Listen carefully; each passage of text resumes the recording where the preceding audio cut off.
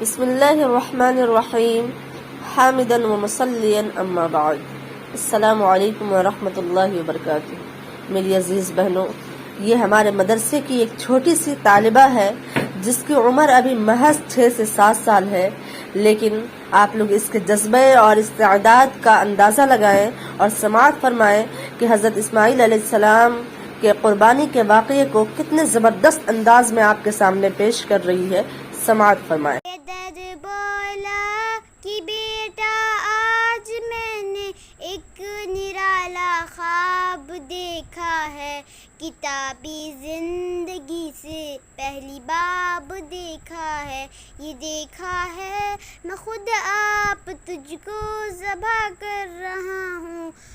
خدا کے حکم تیرا لہو پہ ہاتھ بھرتا ہوں، سعادت مند بیٹا جھک گیا فرمان بازی پر، زمیں و آسماں حیران استاد گزاری پر،